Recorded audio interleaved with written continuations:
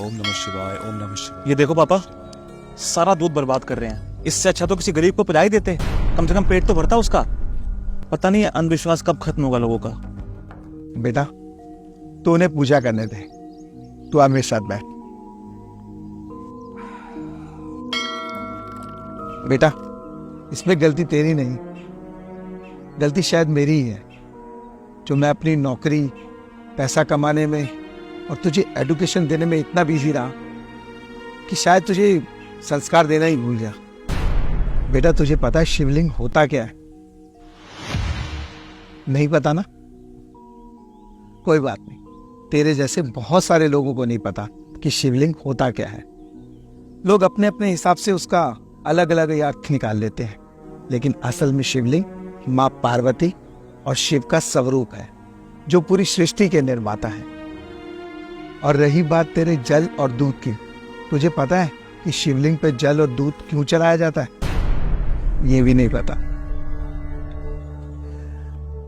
समुद्र मंथन के वक्त समुद्र में से बहुत सारा विष निकला और सृष्टि को बचाने के लिए भगवान शिव जी ने उसे धारण कर लिया, जिसकी वजह से उनका कंठ पूरा नीला पड़ गया और उनके शरीर में बहुत जलन होने लगी। और उनकी इसी पीड़ा को समाप्त करने के लिए देवी देवताओं ने भगवान शिव जी पर जल और दूध का अभिषेक किया। इसीलिए तो कहते हैं बेटा कि हमारे महादेव इतने भोले हैं कि वो तो मात्र जल, दूध और बेलपत्र से ही प्रसन्न हो जाते हैं।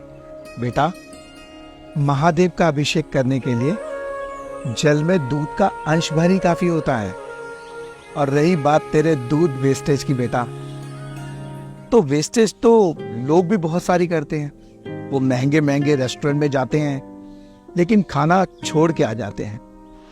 आप लोग बर्थडे बनाते हो, केक लाते हो खाने के लिए, लेकिन उसे मुंह पे मल देते हो।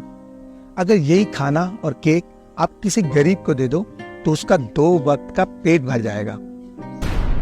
बेटा मुझे एक बात बता, आज तो 25 साल का हो गया है, तूने आज तक कितनों को दूध और खाना खिलाया?